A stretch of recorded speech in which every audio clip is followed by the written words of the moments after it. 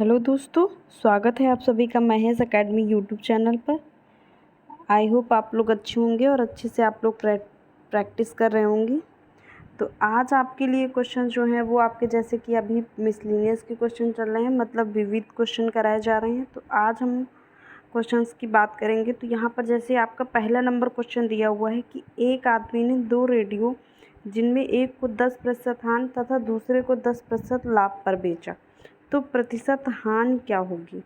तो यहाँ पर हमको दिया हुआ है कि एक आदमी ने 2 रेडियो खरीदे हैं जिनमें से उसने एक को हानि पर 10% और एक को 10% लाभ पर बेचा है। तो हमको यहाँ पर प्रतिशत हानि बतानी है। तो इसके लिए हम फॉर्मूला लगाएंगे, ये लगाएंगे जैसे कि आपका 2 चीज़ दी हुई रहती तो हम लिखते थे a + b + AB/100। तो वैसे ही करेंगे ये वाले में रख के। तो ये आपका बन जाएगा, यहाँ से पहले हानि हो रही है तो हमने लिख लिया -10, फिर लाभ हो रहा है तो यहाँ लिख लिया +10, माइनस ये आपका हो गया 10 × 10/100। तो ये आपका बन जाएगा 10 से 10 आपका कैंसिल हो जाएगा, 00 से 00 कैंसिल हो जाएंगे, तो यहाँ पर बचेगा केवल -1। तो यहाँ पर जो है हानि आपकी आ जाएगी, वो आपकी आ जाएगी 1% की हानि आ जाएगी। देन बात करेंगे क्वेश्चन नंबर सेकंड की। तो क्वेश्चन नंबर सेकंड है आपका, तो क्वेश्चन नंबर सेकंड जैसे कि आपका दिया हुआ है कि यदि एक रेलगाड़ी की लंबाई 150 मीटर है और यह एक खंभे को 12 सेकंड में पार करती है, तो किलोमीटर पर घंटे में इस रेलगाड़ी की गति कितनी है। तो यहाँ पर हम पहले रेलगाड़ी की गति निकालेंगे। तो रेलगाड़ी की गति आपकी आ जाएगी, लंबाई जो दी हुई है रेलगाड़ी की मतलब 150 बटे में आपका हो जाएगा जो जितने सेकंड में पार करती है। तो एक खंभे को 12 सेकंड में पार करती है तो बटे 12 हो जाएगा, मीटर पर सेकंड हो जाएगा। तो इस यहाँ पर हमको जो निकालना है रेलगाड़ी की गति वो निकालना है किलोमीटर प्रति घंटे में। तो यहाँ पर हम 18/5 से मल्टीप्लाई कर देंगे। अगर जैसे कोई राशि मतलब आपको वैल्यू दी हुई है, जैसे फॉर एग्ज़ाम्पल आपको दिया है 12 किलोमीटर प्रति घंटा, तो अगर हम इसको मीटर पर सेकंड में बदलेंगे तो मीटर पर सेकंड में बदलने के लिए इसमें हम मल्टीप्लाई करेंगे 5/18 से। लेकिन यहाँ पर हमको मीटर पर सेकंड से किलोमीटर पर घंटे में चेंज करना है, तो यहाँ पर हम उल्टा इसके अपोजिट हम भाग करेंगे, मतलब कि 18 गुणा करेंगे 18/5 से। तो ये आपका बन जाएगा, आप 5 से काटेंगे तो 5 × 15, ये आपका 30 हो जाएगा। यहाँ बटे में आपका 12 है तो ये 6 से काटेंगे 6 दूनी 12 हो जाएगा, 6 18 हो जाएगा। फिर 2 से 30 को काटेंगे तो ये आपका 15 हो जाएगा। तो ऊपर बचेगा आपका 15 × 3, तो यहाँ से आपका आ जाएगा 45 किलोमीटर प्रति घंटा। तो ये रेलगाड़ी की गति आपकी जो है वो किलोमीटर प्रति घंटा में आ जाएगी। देन बात करेंगे क्वेश्चन नंबर थर्ड की। तो क्वेश्चन नंबर थर्ड आपका दिया हुआ है कि 104 × 104 - 98 × 98 बराबर क्या होगा। तो यहाँ आप देखेंगे तो ये 104 का स्क्वायर हो जाएगा, ये माइनस हो जाएगा आपका 98 का स्क्वायर। तो यहाँ से आपका फॉर्मूला बन जाएगा a² - b² का। तो a² - b² का फॉर्मूला होता है आपका a + b × a - b, एक ब्रैकेट में।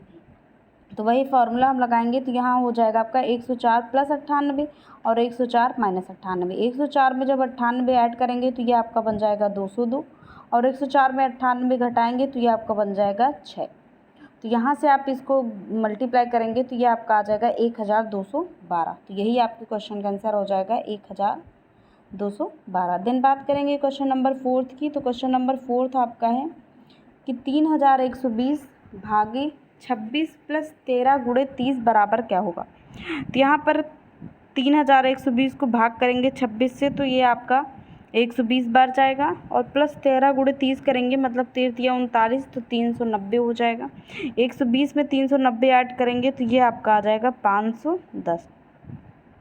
तो यहाँ से आपके क्वेश्चन का आंसर आ जाएगा 510। देन बात करेंगे जैसे कि क्वेश्चन नंबर 5 आपका दिया हुआ है कि 6 + 6 + 6 + 6 भागे 6, फिर ये भाग का निशान है, 4 + 4 + 4 + 4 भागे 4 का मान क्या होगा। तो यहाँ पर हम देखेंगे तो यहाँ पर 6 आपका 4 बार दिया है तो 6 चौक 24 हो जाएगा आपका, भागे आपका 6 दिया हुआ है, ये बटे वाले को हम अलग लिख लेंगे तो ये आपका बन जाएगा 4 बार 4 है तो ये आपका बन जाएगा 16 भागे 4। 24 को भाग करेंगे 6 से तो ये आपका 4 बार जाएगा, 16 को 4 से भाग करेंगे तो ये आपका 4 बार जाएगा, तो 4/4 हो जाएगा। 4 को 4 से भाग करेंगे तो ये आपका 1 आ जाएगा। तो इतने देखिए, इतने बड़े क्वेश्चन का आंसर आपका केवल एक आया है, मतलब एकदम नॉर्मल है, बहुत इजी क्वेश्चन है। बस आप मेथड से जो जैसे भी दिया है वैसे ही करते रहिए। देन यहाँ बात करेंगे क्वेश्चन नंबर 6 की। तो क्वेश्चन नंबर 6 जैसे कि आपका दिया हुआ है कि उस भिन्न का मान ज्ञात कीजिए जिसका 27 के साथ वही अनुपात है जो 3/11 का 5/9 के साथ है। तो यहाँ पर हमने माना कि जो भिन्न है आपकी वो x है। तो यहाँ पर मतलब दिया हुआ है कि 27 और x का वही अनुपात है जो 3/11 का 5/9 के साथ है। तो हमने माना कि 27 और x का, तो 27 अनुपात x हो गया बराबर 3/11 अनुपात 5/9। तो हमको वैल्यू निकालनी है x की। तो x की वैल्यू निकालेंगे तो ये आपका बन जाएगा 27 गुणे 5/9 और गुणे में ये आपका अपोजिट हो जाएगा, गुणे 11/3 हो जाएगा। 9 से काटेंगे 9 त्रिक 27 हो जाएगा, 3 से 3 आपका कट जाएगा। तो यहाँ से x की वैल्यू आएगी 11 गुणे 5 मतलब कि 11×5 55। तो यहाँ से आपकी x की वैल्यू आ जाएगी 55 का, मतलब कि 27 और 55 में जो अनुपात है आपका वही 3/11 और 5/9 में है। दिन बात करेंगे क्वेश्चन नंबर 7 की। तो क्वेश्चन नंबर 7 है आपका कि 0.05 गुणे 0.09 गुणे 5 बराबर क्या होगा। तो यहाँ पर आप देखेंगे तो 25 और 25 रवैया 225 होता है, तो आप डायरेक्ट लिख लीजिए पहले 225। फिर आप देखेंगे कि 4 अंक के पहले आपको दशमलव लगाना, तो यहाँ 3 डिजिट हो गए आपके, एक अंक और बढ़ा के दशमलव लगा देना। तो यहाँ से आपका आंसर आ जाएगा 0.0225। फिर बात करेंगे क्वेश्चन नंबर 8 की। तो क्वेश्चन नंबर जैसे कि 8 दिया हुआ है आपका कि यदि 64a³ बराबर 125b³ हो तो a/b का मान ज्ञात कीजिए। तो यहाँ पर हमको 64a³ बराबर 125b³ दिया हुआ है, तो हम 64a³ बराबर 125b³ लिख लिया। फिर यहाँ से हमने लिखा कि a³/b³ बराबर आपका आ जाएगा 125/64। ये 64 को हम इधर ले आएंगे तो ये आपको बन जाएगा 64 और b³ को इधर ले आएंगे तो ये आपको बन जाएगा a³/b³ बराबर 125/64। तो यहाँ से देखेंगे हम अगर घनमूल लेंगे या फिर ऐसे हम करेंगे, घनमूल लेने की कोई आवश्यकता ही नहीं। ये आपका है a/b का whole cube left hand side में, और इसकी अगर हम बात करें तो ये आपका 5/4 का जो है वो होल क्यूब है, क्योंकि 5 का क्यूब होता है आपका 125 और 4 का होता है 64। तो ये 5/4 का होल क्यूब है। तो यहाँ से आपका a/b का होल क्यूब बराबर आपका आ जाएगा 5/4 का होल क्यूब। तो यहाँ से आपका क्यूब से क्यूब कैंसिल हो जाएगा, तो a/b की वैल्यू आपकी आ जाएगी 5/4। या फिर जैसे यहाँ हमने सॉल्व किया है तो यहाँ पर हमने लिखा है कि दोनों पक्षों में घनमूल लेने पर, तो घन लिया तो ये आपका बन जाएगा a³/b³ का पावर 1/3, और यहाँ आपका हो जाएगा 125/64 की घात 1/3। तो 125/64 इधर ये आपका क्यूब से आपका ये वाला कट जाएगा, तो यहाँ बचेगा आपका a/b। और यहाँ 5/4 का ये होल क्यूब अभी बताया हमने, तो ये 5/4 का होल क्यूब इंटू 1/3 हो जाएगा, 3 से 3 कैंसिल हो जाएगा। तो यहाँ से a/b की वैल्यू आपकी 5/4 आ जाएगी। चाहे उस मेथड से कीजिए चाहे इस मेथड से, आपका आंसर जो है वो 5/4 ही आएगा। देन बात करेंगे क्वेश्चन नंबर 9 की। तो क्वेश्चन नंबर 9 आपको दिया हुआ है कि 4 और 8 का प्रथम समानुपाती क्या होगा। तो यहाँ पर हमसे पूछा है कि 4 और 8 का प्रथम समानुपाती क्या होगा। तो यहाँ पर हम समानुपाती प्रथम निकालेंगे तो ये आपको बन जाएगा a=b²/c।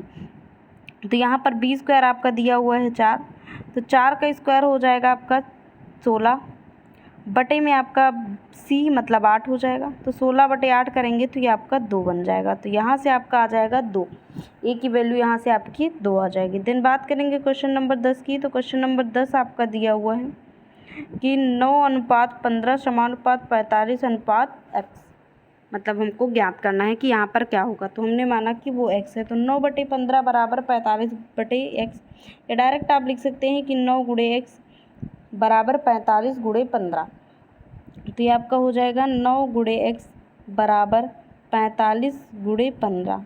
तो इसको काटेंगे तो 9 × 5 = 45 हो जाएगा। तो x की वैल्यू यहाँ से आ जाएगी 75, 15 × 5 = 75 हो जाता है। तो ये आपका आ जाएगा x की वैल्यू यहाँ से 75 हो जाएगी। दिन बात करेंगे क्वेश्चन नंबर 11 की। तो क्वेश्चन नंबर 11 है आपका कि 1 से 25 तक की प्राकृतिक संख्याओं का औसत क्या होगा। तो यहाँ पर हम देखेंगे कि जो आपको संख्याएँ दी हुई हैं वो आपको 25 दी हैं, 1 से 25 तक की संख्याओं की बात कर रहा है, तो यहाँ n आपका हो जाएगा 25। तो लगातार n तक की प्राकृतिक संख्याओं का औसत निकालने के लिए फॉर्मूला होता है आपका n+1/2। तो n+1/2 आपका होता है, तो यहाँ n की वैल्यू आपको दी हुई है 25, तो ये आपका बन जाएगा, औसत निकालेंगे तो ये आपका हो जाएगा 25 + 1/2। 25 से 1 आपका 26 होता है, 26/2 हो जाएगा, 26 को 2 से भाग करेंगे तो ये आपका 13 बार जाएगा। तो यहाँ से जो है आपका वो 1 से 25 तक की प्राकृतिक संख्याओं का जो औसत आ जाएगा वो आपका 13 आ जाएगा। देन बात करेंगे क्वेश्चन नंबर लास्ट की। तो क्वेश्चन नंबर लास्ट आपका दिया हुआ है कि एक पुस्तक का क्रय मूल्य 500 रुपया है और विक्रय मूल्य 650 रुपया है, तो बेचने पर कितने रुपए और कितने प्रतिशत का लाभ होगा। तो यहाँ पर आपका ये क्वेश्चन दिया हुआ है कि यहाँ हमको क्रय मूल्य दिया हुआ है और विक्रय मूल्य दिया हुआ है, और हमसे क्वेश्चन में लाभ पूछा है कि कितने रुपए का लाभ होता है और कितने प्रतिशत का होता है। तो हम लाभ निकालेंगे तो विक्रय मूल्य माइनस क्रय मूल्य होता है। तो विक्रय मूल्य आपको दिया हुआ है 650 और क्रय मूल्य दिया है 500। तो यहाँ 650 में 500 घटाएंगे तो आपका आ जाएगा 150, मतलब कि 150 यहाँ से जो है वो लाभ आ जाएगा आपको, रुपए में आपका 150 आ जाएगा। और देन हम निकालेंगे अगर प्रतिशत लाभ, तो प्रतिशत लाभ होता है कुल लाभ। कुल लाभ यहाँ आपको हुआ है 150 का, तो ये आपका हो जाएगा 150 बटे क्रय मूल्य होता है, तो बटे क्रय मूल्य आपका 500 दिया हुआ है, गुणे आपका 100 हो जाएगा। 00 से आपके 00 कैंसिल आउट हो जाएंगे। यहाँ आपका 5 से कटेगा तो ये आपका 30 बार जाएगा। तो यहाँ से जो है लाभ प्रतिशत जो है आपका वो 30% का आ जाएगा। आई होप आपको ये सारे क्वेश्चन समझ में आ गए होंगे। बाकी जितने भी आपके ये विविध की क्लास चल रही है, तो जिस भी टॉपिक से आपके क्वेश्चन बनते हैं वे सारे क्वेश्चन हम करा देंगे।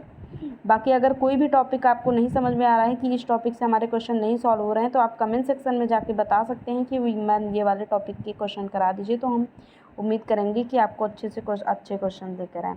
और अगर आपकी कोई भी क्लास आपकी छूट गई है तो आप प्लेलिस्ट में जाकर आप वो फिर से क्लास देख सकते हैं, या फिर किसी भी टॉपिक के आपको क्वेश्चन नहीं समझ में आ रहे हैं तो पीछे भी हमने काफ़ी हद तक सारे टॉपिक के क्वेश्चंस कराए हैं, तो आप लोग वहाँ से भी जाके दे सकते हैं।